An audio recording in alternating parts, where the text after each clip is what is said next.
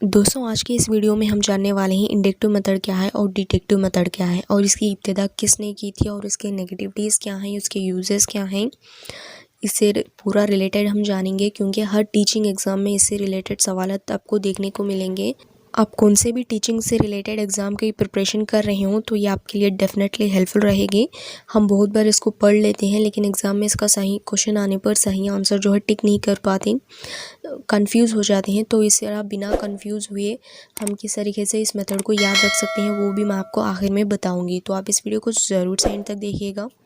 दोस्तों आप सभी का मैं हमारे यूट्यूब चैनल पर इस्तकबाल करती हूँ। चलिए अभी वीडियो को शुरू करते हैं। Let's get started. इंडक्टिव और डिडक्टिव मेथड की इब्तिदा की बात करेंगे तो इसकी इब्तिदा जो है अरिस्टोटल ने की थी। इंडक्टिव और डिडक्टिव मेथड की इब्तिदा जो है अरिस्टोटल ने की थी और इसको इस्तिखराई यानी इंडक्टिव मेथड को कहते हैं उर्दू में, और इस्तिखराजी यानी डिडक्टिव मेथड होता है। कई बार इसमें ही कंफ्यूज हो जाते हैं तो इसीलिए मैं आपको इंग्लिश में उर्दू में बता रही हूँ कि इंडक्टिव यानी इस्तिखराई है और डिडक्टिव यानी इस्तिखराजी है।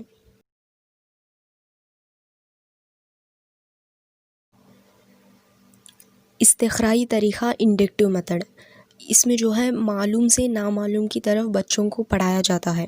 जो भी बच्चे पहले से जानते हैं वो उनके मालूम होते हैं, मालूम हुआ नॉलेज होता है, और जो हम उसको मालूम करते हुए टीचर जो है जो भी नई मालूमात उनको प्रोवाइड करवाते हैं वो आकर नामालूम मालूमात होते हैं।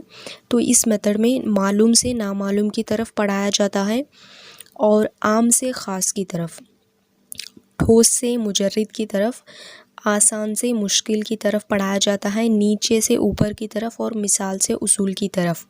ये पूरे चंद पॉइंट्स हैं जो कि आपको किसी भी तरीके से इससे रिलेटेड आपको सवालात पूछे जाते हैं टीचिंग एग्ज़ाम में। इस्तिखराई मेथड, इस्तिखराई तरीक़े का मेन मुद्दा यही होता है कि आप कौन सी भी तदरीस करें, कौन से भी सब्जेक्ट की तदरीस करें, इस मेथड के थ्रू पढ़ा रहे हैं तो आपको पहले मालूम से नामालूम की तरफ जाना होगा। वही इंडक्टिव इस्तिखराई मेथड कहलाता है।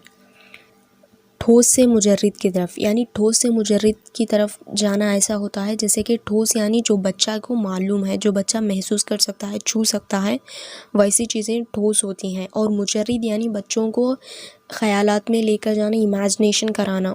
जो भी आप वो बच्चा जो किसी भी चीज़ को पकड़कर फील कर रहा है और उससे रिलेटेड ही आपको इमेजिनेशन कराने वाली मालूमात फ़राहम करना बच्चों के लिए, यही इस्तिखराई तरीक़ा होता है।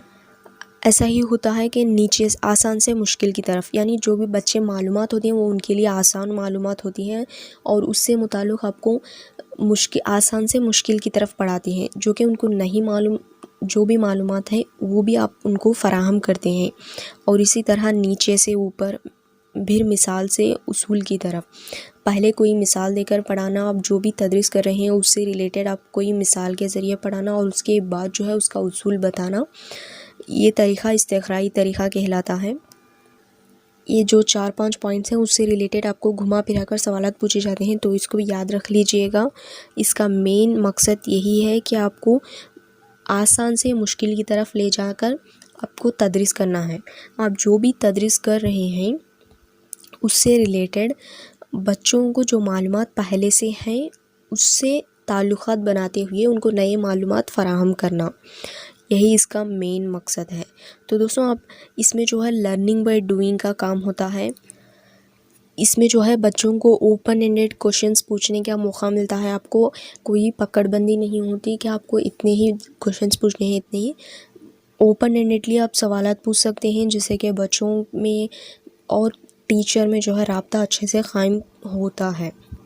ये जो है 1 to 5th बच्चों के लिए अच्छा हेल्पफुल रहेगा एलिमेंटरी लेवल के लिए, क्योंकि इसमें बच्चों को जो भी मालूमात हैं उससे रिलेटेड अब नामालूम की तरफ लेकर जाकर उनसे अच्छे से कनेक्शन करते हुए आपकी तदरीस प्रोवाइड करवा सकते हैं, बच्चों को फ़राहम कर सकते हैं। ये 1 to 5th के लिए बेहतर रहेगा। लेकिन इसमें नेगेटिविटीज़ ये हैं कि ये बहुत टाइम कंज्यूमिंग है। आप हर टॉपिक को इसी मेथड में नहीं पढ़ा सकते क्योंकि हर टॉपिक जो है आपको इतना टाइम लेगा तो आपको पूरे टॉपिक्स कवर करने में मुश्किल होगा। तो इसीलिए ये हर टॉपिक के लिए इस मेथड के थ्रू हम पढ़ा नहीं सकते बच्चों को। استخراجی طریقہ ڈیٹیکٹیو میتھڈ. استخراجی طریقہ پورا استخرائی طریقے کا برعکس ہوتا ہے. ڈیٹیکٹیو میتھڈ جو بھی ہے وہ انڈکٹیو میتھڈ کا پورا برعکس ہوتا ہے. جیسے طریقے میں جو ہے نامعلوم سے معلوم کی طرف تدریس کی جاتی ہے. جو بھی نامعلوم ہوتا ہے طلبہ کو اس سے معلوم کی طرف تدریس کی جاتی ہے، اور یہاں پر خاص سے عام کی طرف تدریس کی جاتی ہے، اور مجرد سے ٹھوس کی طرف، مشکل سے آسان کی طرف، اوپر سے نیچے کی طرف، اور اصول سے مثال کی طرف اس میتھڈ میں تدریس کی جاتی ہے. یہ میتھڈ میں جو ہے زیادہ تر آپ کو پہلے اصول بتا دیا جاتا ہے، اور اس کے بعد اس سے متعلق بہت سارے مثالیں کروائے جاتے ہیں. پورے میتھڈ میں طلبہ کو جو بھی نامعلوم معلومات ہوتی ہیں اس سے متعلق آپ تدریس کو شروع کرتے ہیں، اور جو ان کو معلوم ہوتا ہے اس پر آ کر تدریس کو ختم کرتے ہیں. یہ طریقہ ہے استخراجی طریقہ، ڈیٹیکٹیو میتھڈ اسی کو کہتے ہیں. اور اس میں جو ہے پورے آپ کو کلوز اینڈڈ کوشچنس پوچھنے کا موقع ملتا ہے. اتنا زیادہ آپ بچوں سے رابطہ قائم نہیں کر سکتے، لیکن یہ جو ہے اپر پرائمری لیول کے لیے بہت ہیلپ فل رہے گا یہ میتھڈ. اور اس میں اسپیشلی اس طریقے میں جو ہے گرامر اور میتھس کو پڑھایا جاتا ہے، اسپیشلی میتھس کو، کیونکہ میتھس میں جو ہے پہلے آپ کو ایک ضابطہ بتا دیا جاتا ہے، اور اس کے بعد اس سے متعلق آپ کو مثالیں کروائی جاتی ہیں. تو اسی لیے یہ اپر پرائمری لیول میں میتھس کے لیے اور گرامر، انگلش گرامر وغیرہ کے لیے، کون سے بھی گرامر کے لیے آپ کو ہیلپ فل رہے گا یہ میتھڈ. اور اس کے ساتھ ہی آپ کو اس میں جو ہے روٹ لرننگ ہوتی ہے، کیونکہ پہلے آپ ضابطے کو یاد کرتے ہیں نہ کہ سمجھتے ہیں. اگر میتھس کی بات کی جائے تو صحیح بھی ہے ویسے تو، آپ کو پہلے آپ بچوں کو یہ نہیں بتا سکتے کہ یہ ضابطہ کس طریقے سے آیا ہے، اور اس کے بعد یہ اس سے ریلیٹڈ سوالات کرائیں گے تو اور بھی زیادہ کشمکش میں ہو جائیں گے، ان کو سمجھانا اور بھی مشکل ہو جائے گا.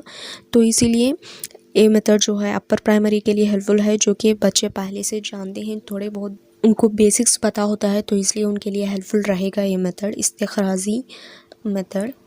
اس کی نگیٹیوٹی یہ ہے کہ ہر بچہ جو ہے آسانی سے بہت جلد سیکھ نہیں پاتا. آپ جو بھی پڑھا رہے ہیں، جو بھی تدریس کر رہے ہیں اس سے متعلق. دوستوں یہ رہا استخرائی طریقہ کیا ہوتا ہے اور استخراجی طریقہ کیا ہوتا ہے اور کس کے لیے ہیلپ فل ہے اس سے ریلیٹڈ. تو آپ کو لاسٹ میں نے کہا تھا کہ آپ کو اس کو یاد کس طریقے سے رکھنا ہے وہ بھی بتاؤں گی.